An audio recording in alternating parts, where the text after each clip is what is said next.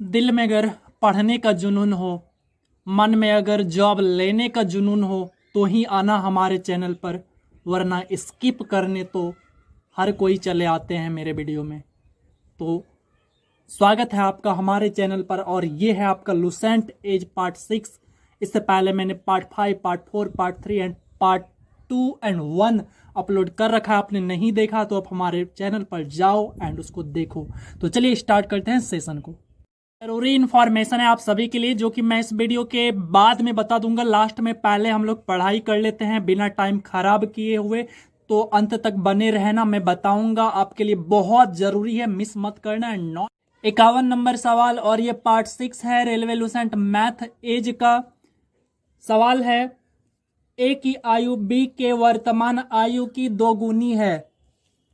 तो यहाँ पे जिससे कंपेयर किया जा रहा है उसको एक मानेंगे और यहाँ पर ए को 2 मानना पड़ेगा। अभी यहाँ पर आप देखेंगे यदि बी की आयु 1 है तो बी के आयु से 2 गुना हो गया ए, इसमें कोई प्रॉब्लम नहीं। अब कह रहा अब से 30 साल बाद, तो यहाँ पर +30 मैंने जैसे ही किया तो अब आगे सवाल को पढ़ते हैं। यहाँ सवाल में लिखा हुआ है 30 साल बाद ए की आयु बी के आयु के 1.5 गुनी हो जाएगी। 1.5 गुनी होने का मतलब हुआ इसको फ्रैक्शन में चेंज करिए। 1.5 को मतलब 1 सही 1/2 को इसको फ्रैक्शन में लिखेंगे तो इसको क्या लिखेंगे हम, इसको लिखेंगे 3/2 लिखेंगे। क्या लिखेंगे हम, 3/2 लिखेंगे। और इस 3/2 मतलब हो गया यहाँ पे यदि बी की आयु 2 है तो ए की आयु 3 है, इसका यही मतलब होता है। कैसे, तो यहाँ पे देखिए मैंने माना कि बी की आयु 2 है तो इसका मतलब हो गया 2 का 1.5 गुना कितना होता है, 2 का 1.5 गुना 3 होता है। आप निकाल के देख लो, ठीक है। बिलीव ना हो तो लीजिए मैं निकाल भी देता हूं। 2 का 1.5 गुना 1.5 कहते हैं 3/2। अब इसको सोल्व करिए, देखिए 3 आया कि नहीं आया। मतलब यहाँ पे हो गया बी की आयु 30 साल के बाद यदि 2 है तो ए की आयु 30 साल के बाद 3 होगा, तो 1.5 गुना इसको कहते हैं, ठीक है। आगे चलते हैं, सवाल में आगे लिखा हुआ है ए और बी की वर्तमान आयु क्रमशः कितनी है। तो यहाँ पर आप जब देखेंगे तो इन दोनों का गैप 1 का है, यहाँ पे गैप 1 का है, गैप तो बराबर है, कोई प्रॉब्लम नहीं है। तो हमें करना क्या पड़ेगा, ये वाला जो गैप है ये वाला गैप को हम वर्ष के बराबर करेंगे, यानी अनुपात का जो गैप है 1 बराबर हो गया हमारा 30 वर्ष। कितना हो गया, 1 बराबर हो गया हमारा 30 वर्ष। अब हमें निकालना है वर्तमान आयु। वर्तमान आयु का अनुपात ये वाला है, तो ए की आयु कितना हो जाएगा, ए की आयु हो जाएगा 30 दूनी 60 वर्ष। और फिर जो हमारा बी है उसकी आयु की यदि हम बात करें तो उसका अनुपात 1 है, तो 1 बराबर हमारा 30 है। मतलब हो गया हमारा ए और बी का आयु का जो वर्तमान आयु है वो 60 और 30 वर्ष है। उम्मीद करता हूं आपको अच्छे से क्लियर हुआ होगा। और यदि थोड़ा भी डाउट हो, किसी भी तरह का प्रॉब्लम हो आपको इस सवाल से, तो आप हमें कमेंट कर सकते हैं। मैं अगली वीडियो में कोशिश करूंगा कि आपका समाधान किया जाए। और चलिए अगले सवाल पर। सवाल नंबर 52 बहुत अच्छा सवाल है और इसमें 2 चैप्टर इंक्लूड है। एक है आपका अनुपात समानुपात, मैंने पढ़ाया नहीं है लेकिन थोड़ा सा ध्यान से समझिएगा। और इसके बाद मैं जल्द ही वो वाला चैप्टर भी आपको पूरा करवा दूंगा। चलिए 52 सवाल है, राम के पुत्र की आयु राम की पत्नी की आयु का 1/3 है। तो मैं राम के पुत्र को S लिखता हूं और राम के पत्नी को W लिखता हूं, तो इसमें आपको प्रॉब्लम नहीं होना चाहिए। तो मैं क्या कर रहा हूं, S लिख रहा हूं राम के पुत्र को। तो ये हो गया राम का पुत्र और ये हो गया राम की पत्नी, ठीक है। इन दोनों में कह रहा है कि इनके पत्नी की आयु का 1/3 है। 1/3 कहने का मतलब पत्नी यदि 3 है, पत्नी यदि 3 है तो पुत्र 1 है, यही कह रहा है। आगे देखिए, आगे पढ़ता हूं सवाल को। राम की पत्नी की आयु राम की आयु का 4/5 है। तो ये रहा राम की पत्नी, यहाँ पे राम की पत्नी है। अब देखिए राम की पत्नी का दूसरा आयु यहाँ नीचे लिखूंगा मैं। तो यहाँ कह रहा है कि राम की पत्नी की आयु राम की आयु का 4/5 है। मतलब ये हो गया कि यदि पत्नी 4 है तो राम कितना है, राम 5 है इस हिसाब से। तो चलिए मैं यहाँ पे 4 कर दिया और अनुपात फिर ये 5 कर दिया। ये किसका अनुपात है? तो यहाँ पे मैंने ऊपर में लिखा राम का अनुपात है। ठीक है, चलिए आगे देखिए सवाल को। आगे पढ़ता हूं, ध्यान से समझिएगा, सवाल बहुत अच्छा है।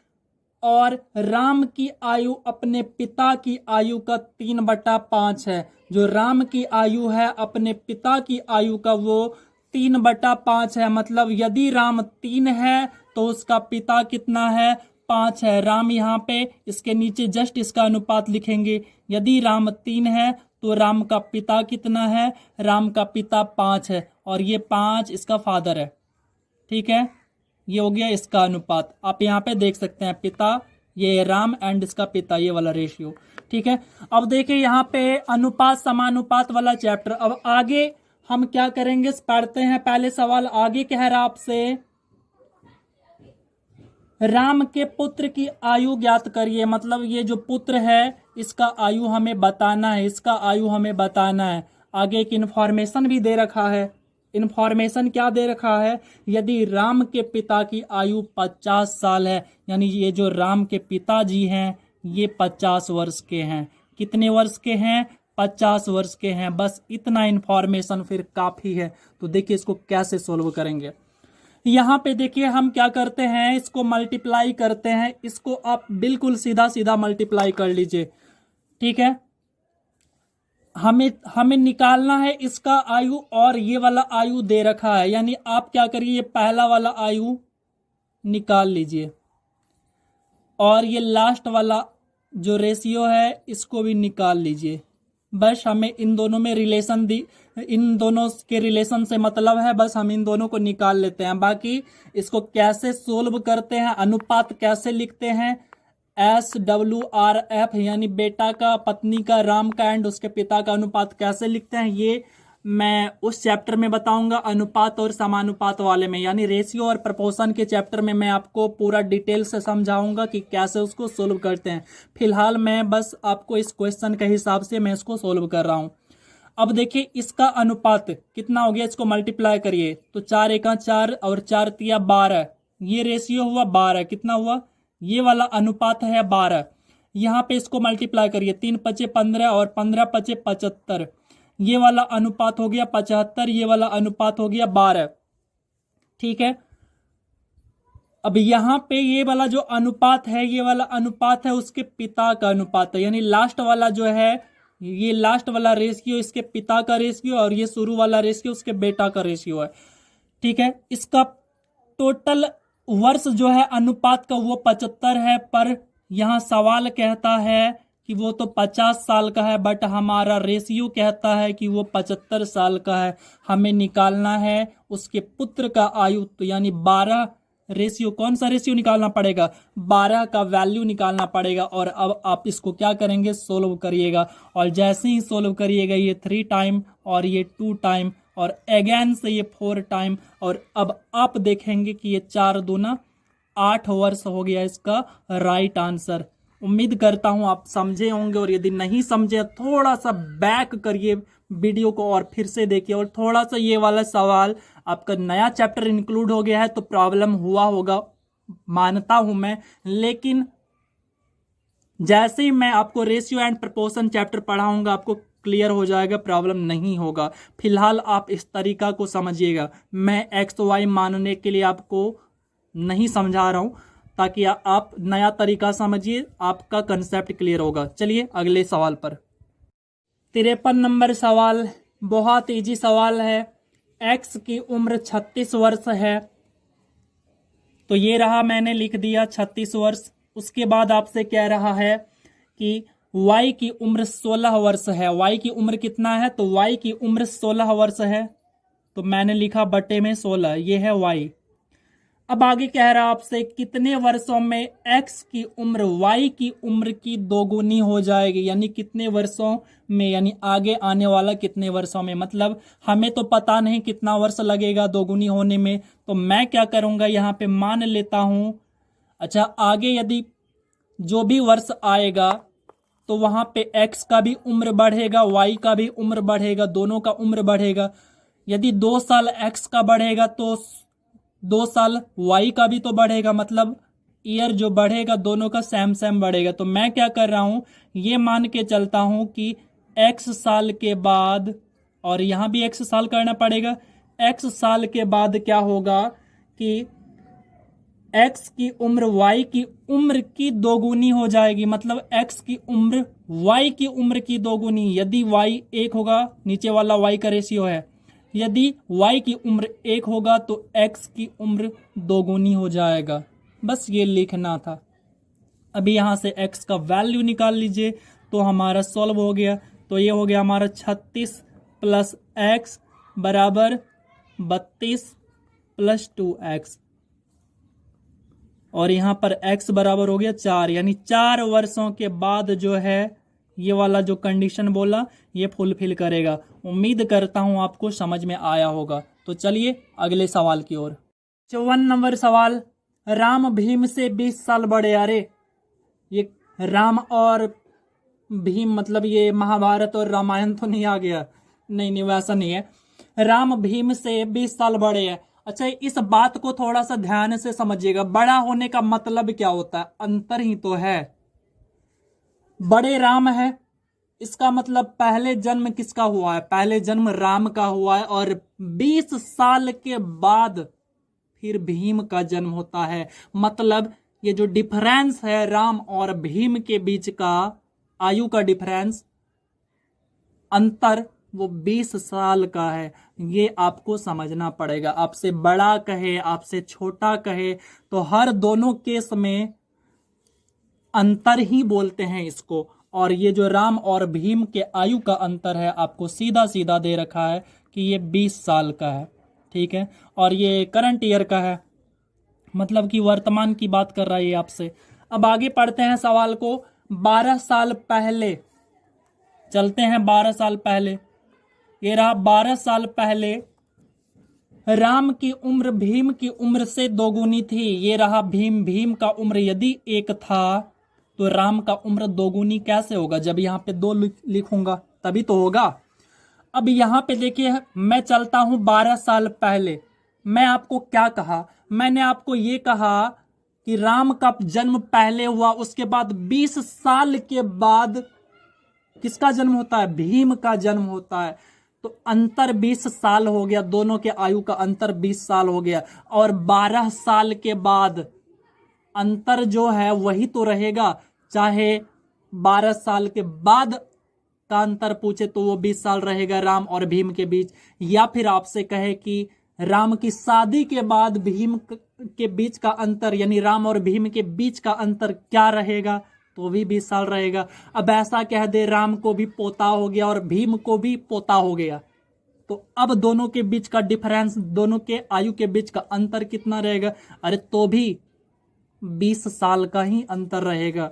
यानी वो जो अंतर है राम और भीम के बीच का, वो अंतर तो हमेशा बराबर रहेगा। आपसे बोला है कि 12 साल पहले, तो 12 साल पहले भी तो अंतर तो वही रहना है, इसमें तो कोई तरह का चेंजिंग नहीं होगा।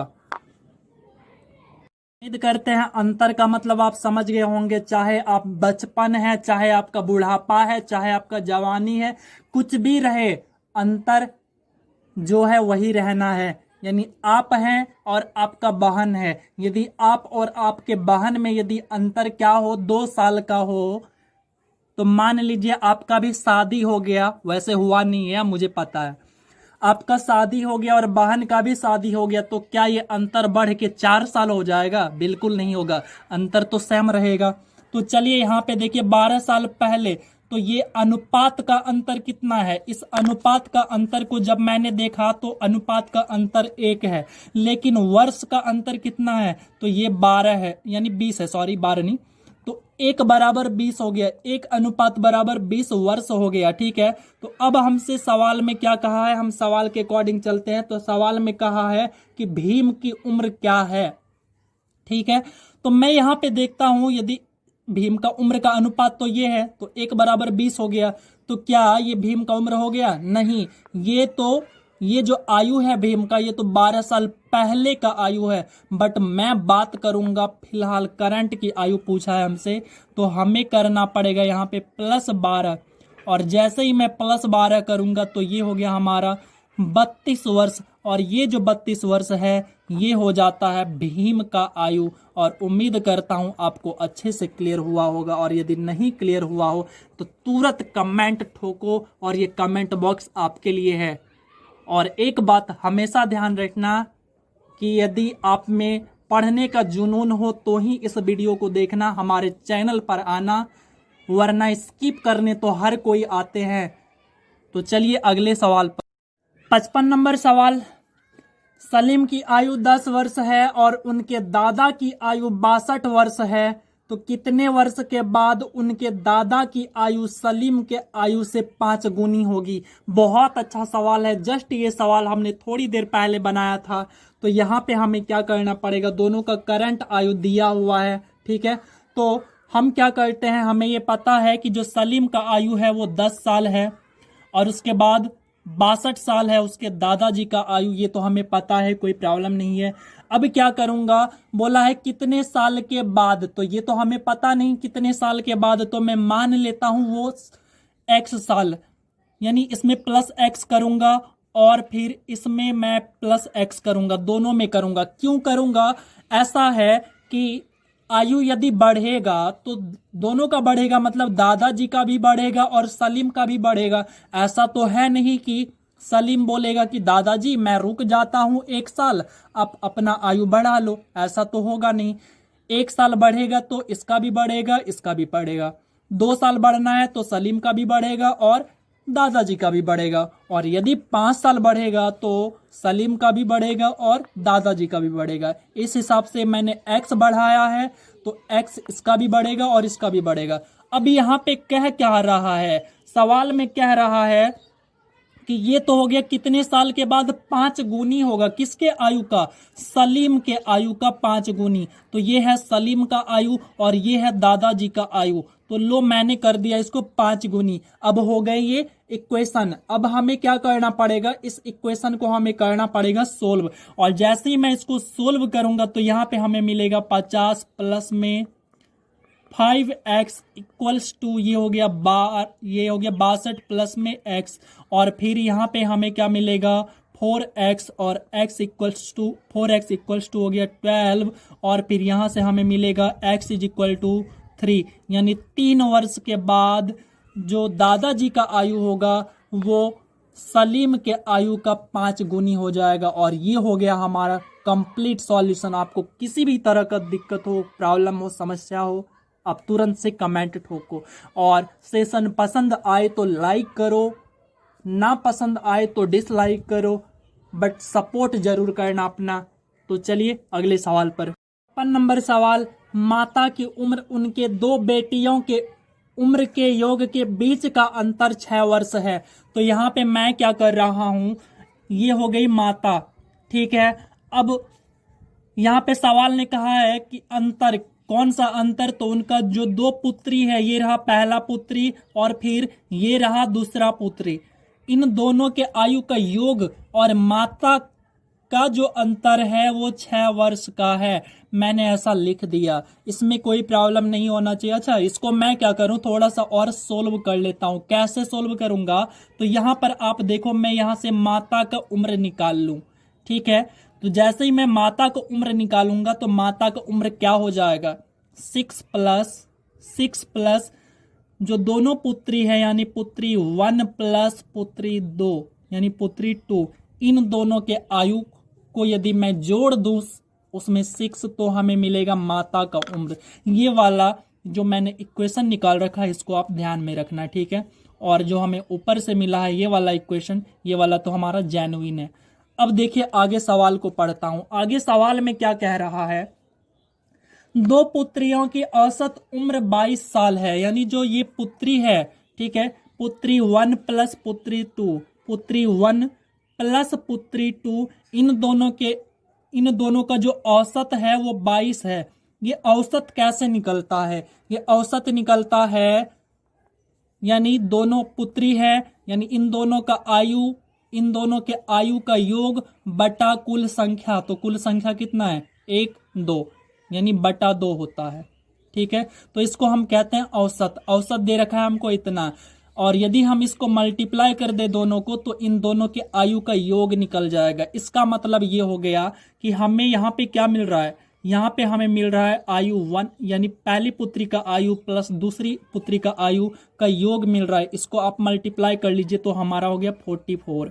ठीक है, हमें क्या मिला, 44 मिला, ये मिला हमें 44। ठीक है, अब देखिए आगे सवाल में कह रहा हमसे इसी में कि माता की उम्र क्या होगी। अब यहाँ पे देखिए आप, मैंने यहाँ पे निकाल रखा है कि माता की उम्र हमें चाहिए, तो क्या करना पड़ेगा, 6 में जोड़ना पड़ेगा दोनों पुत्री की आयु का योग, और दोनों पुत्री की आयु का योग 44 है, तो 44 + 6 50 वर्ष हो जाएंगे। मतलब कितना हो जाएगा, 50 वर्ष हो जाएगा, माता का उम्र हो जाएगा। कैसे हुआ, तो आप वीडियो को अगेन से आप देखो, आपको समझ में आ जाएगा। इसके बावजूद भी यदि आपको नहीं आया समझ में तो आप हमें बताना कमेंट करके। तो ये हो गया हमारा आंसर। चलते हैं अगले सवाल पर। 58 नंबर सवाल, प्रशांत अपनी बहन से 10 वर्ष बड़ा है। इसका मतलब ये हुआ कि प्रशांत और उसकी बहन के आयु का जो अंतर है वो 10 साल है। वैसे इस अंतर का यहाँ पे कोई रोल नहीं है। यदि वर्ष 2013 में प्रशांत की आयु कितनी है, तो प्रशांत की उम्र 25 वर्ष का है, तो उसका जन्म कब हुआ था। तो यहाँ पे देखिए 2013 में कितना है प्रशांत, 2013 में प्रशांत की जो आयु है वो 25 साल है। और यदि मैं इस 25 वर्ष को माइनस कर दूं 2013 में, तो हमें क्या मिलेगा कि प्रशांत की जन्म हुआ कब था, ये चीज हमें पता चल जाएगा। तो यहाँ पे मैं क्या कर रहा हूँ, इसको माइनस कर रहा हूँ। तो आप यहाँ पे करो माइनस, तो ये हो गया 13, 13 में माइनस करोगे कितना, तो 5, तो मिलेगा 8। यहाँ पे बचा आपका 10, 10 में माइनस करोगे 2, तो आपको मिलेगा 8। यहाँ पे बचे हैं, यहाँ पे ऑलरेडी बचे हैं 9, यानी 9 बचे हैं, तो 9 लिख दो। यहाँ पे हमारा 1 बचा है तो 1 लिख दो। तो हो गया 1988 में हुआ था प्रशांत का जन्म। मतलब ये सवाल है यार, देख लो। और ये पूछा हुआ सवाल है, आरआरसी बिलासपुर 2013 का सवाल ये पूछा हुआ है। और उम्मीद करता हूँ इन सभी सवाल को तो आप हल्दी के दूध की तरह पी जाते होंगे। तो चलिए अगले सवाल पर चलते हैं। 58 नंबर सवाल, थोड़ा माफ कीजिएगा, पीछे वाला नंबरिंग मैंने गलती किया, वहां पे 57 होगा, पर ये कोई बड़ी बात नहीं। चलिए सवाल को देखते हैं। ए बी से 2 वर्ष बड़ा है, जो कि सी की तुलना में 2 गुनी उम्र का है। और एक बात मैं बता दूं, यहाँ पर जो वर्ड यूज हुआ है ये आपका बी के लिए होता है। यानी जो शब्द जहां भी आएगा, जो आपने दूसरा वर्ड यूज किया ना, दूसरा नाम यूज किया, उसके लिए आता है। तो जो वर्ड मैंने किसके लिए यूज किया, दूसरा शब्द किसके लिए, बी, दूसरा नाम कौन सा है, बी। तो यानी ये जो वर्ड है वो बी के लिए आया है। आगे, यदि ए बी और सी का उम्र का योग 27 वर्ष हो तो बी की उम्र क्या है। तो मैं इसको कैसे लिखूंगा, आप इसको समझिएगा। मैंने माना कि ये ए है, ये बी है और ये सी है। स्टार्ट में करूंगा सी से। मैंने मान लिया कि सी का जो उम्र है वो x वर्ष है। ठीक है, अब देखिए सवाल को अगेन से पढ़िए। आगे कह रहा है ए बी से 2 वर्ष बड़ा है, जो सी की तुलना में 2 गुनी उम्र का है। मतलब जो बी है वो 2 गुना है, किससे, सी से 2 गुना है। मतलब मैंने इसको x माना है तो ये 2x हो जाएगा। बस सवाल को मैं लास्ट से मान रहा हूं, तो देखिए सारा का सारा काम हमारा बहुत आसान हो जाएगा। अब आते हैं शुरू के लाइन पे। शुरू के लाइन में ए और बी के रिलेशन को बताया था उसने, तो उसको देखिए कैसे लिखेंगे। ए बी से 2 वर्ष बड़ा है। अच्छा, कितना वर्ष बड़ा है, 2 वर्ष बड़ा है, यानी इतना तो है प्लस 2 और है।